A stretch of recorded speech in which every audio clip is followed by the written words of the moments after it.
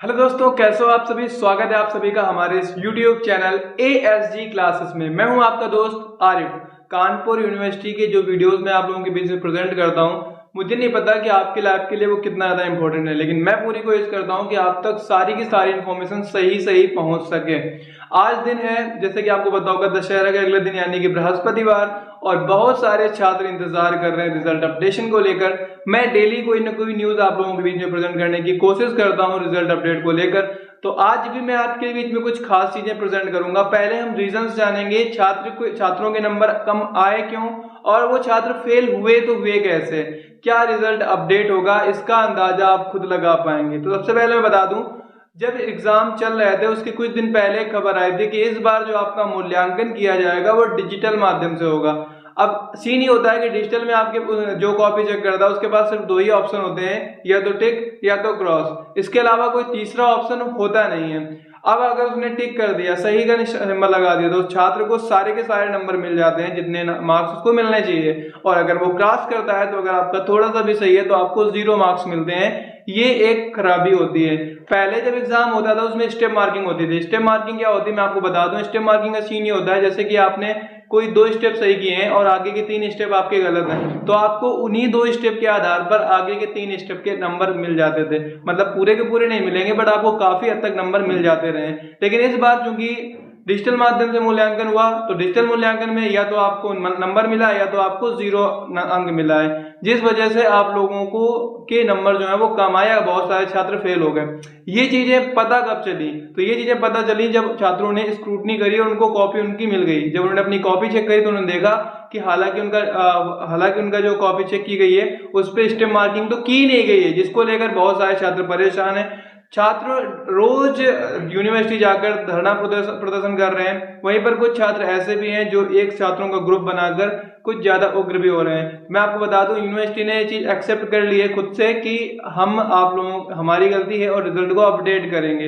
ये यूनिवर्सिटी ने एक्सेप्ट कर लिया है। प्रॉब्लम यहाँ पर आती है कि यूनिवर्सिटी कब अपडेट करेगी। वहीं पर एक खबर और निकल कर आ रही है बैक पेपर को लेकर। बहुत सारे स्टूडेंट यहाँ पर बैक पेपर वाले भी होंगे जिनका क्वेश्चन ये होगा कि बैक पेपर अप्लाई होंगे कब से। सबसे पहली बात आप ये बताइए कि आप इंतजार कर रहे हैं रिजल्ट अपडेट को लेकर या बैक पेपर का। अगर रिजल्ट अपडेट को लेकर इंतजार कर रहे हैं तो आपको इंतजार थोड़ा सा और करना पड़ेगा, और अगर आप बैक पेपर को लेकर इंतजार कर रहे हैं तो इस बार यूनिवर्सिटी ने 1 अक्टूबर से बैक पेपर के लिए नोटिफिकेशन जारी किया है। इसमें यूनिवर्सिटी ने कहा था कि 1 अक्टूबर से लेकर 21 अक्टूबर के बीच में अगर आप बैक फॉर्म अप्लाई करते हैं तो आपको लेट फीस नहीं देनी पड़ेगी, यानी कि केवल 500 रुपए जमा कर आप बैक अप्लाई कर सकते हैं। अब छात्र क्या कर रहे हैं, छात्र यूनिवर्सिटी के ऑफिशियल वेबसाइट पर जाकर विजिट कर रहे हैं और चेक कर रहे हैं बैक पेपर का लिंक, जहां पर उनको कोई भी बैक पेपर का लिंक नहीं मिल रहा है जहां जिसके थ्रू वो अप्लाई कर सके या जिसके थ्रू वो आवेदन कर सके। अब बहुत सारे छात्र कॉलेज गए। कॉलेज में जाने के बाद जब उन्होंने बैक पेपर की बात करी तो कॉलेज वालों ने कहा कि आप एक पेपर में बैक अप्लाई कर सकते हैं। ऐसा क्यों?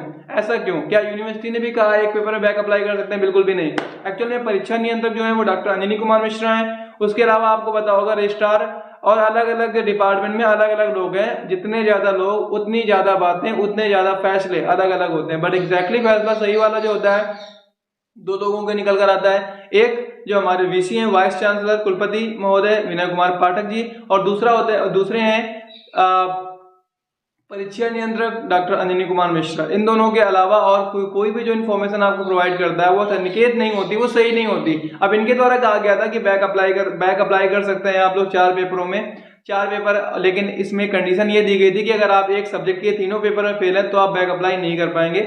आप अगर मैक्सिमम में बात करूं एक सब्जेक्ट में कितने पेपर में बैक अप्लाई कर सकते हैं, तो एक सब्जेक्ट में मैक्सिमम आप 2 पेपर में बैक अप्लाई कर सकते हैं। उसके लिए भी बहुत सारी शर्तें रखी गई थी। वो शर्तें अगर मैं बताने के लिए बैठूंगा तो ये वीडियो आपका बहुत लंबा खिंच जाएगा, तो इसलिए आपको पुराने वीडियोस देखने पड़ेंगे जो मैंने स्पेशली बैक पेपर को लेकर बनाया हुआ है। अब आते हैं इस टॉपिक पर, क्या रिजल्ट अपडेट होगा? तो 110% रिजल्ट अपडेट होगा।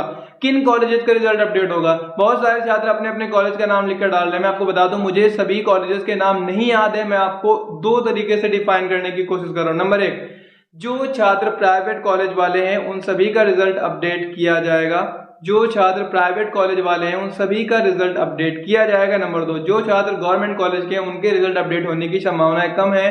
अगर वहां के प्रोफेसर खुद से एक्शन लें, प्रोफेसर खुद से या तो लिख के दें छात्रों को रिजल्ट में गड़बड़ी हुई है, या तो वो खुद जाकर यूनिवर्सिटी में बात करें, तभी उनका रिजल्ट अपडेट हो पाएगा। बहुत सारे कॉलेज के प्रोफेसरों ने जाकर बात भी करी है, क्योंकि प्राइवेट कॉलेज वालों को तो फायदा है छात्रों के फेल होने से, बट गवर्नमेंट कॉलेज वाले टीचरों का या कॉलेज वालों का फायदा उतना ज्यादा नहीं है। तो काफी लोगों ने कोशिश भी करी है जिनको छात्रों के भविष्य को लेकर चिंता है। तो उम्मीद करता हूं कि आप लोग भी थोड़ा सा संयम से काम लेंगे, बैक पेपर को लेकर थोड़ा सा इंतजार करेंगे, क्योंकि 21 अक्टूबर अभी काफी लंबा है, आज अभी 6 अक्टूबर है, आप 15 तारीख तक इंतजार कर सकते हैं, उसके बाद बैक के लिए आवेदन दे सकते हैं। कॉलेज वालों के पास जब भी कोई अथॉरिटी दी जाती है तो कॉलेज वाले कमाने के लिए आगे रहते हैं। यूनिवर्सिटी ने कहा 500 रुपए मैक्सिमम बैक पेपर की फीस लीजिए, तो कॉलेज वाले 850 रुपए ले रहे हैं, मतलब 350 रुपए उसमें एक्स्ट्रा इन्वॉल्व कर दिया। उनको पता है कि छात्र तो बैक अप्लाई करेंगे ही करेंगे, तो इसको लेकर भी हम लोग कुछ ना कुछ करेंगे।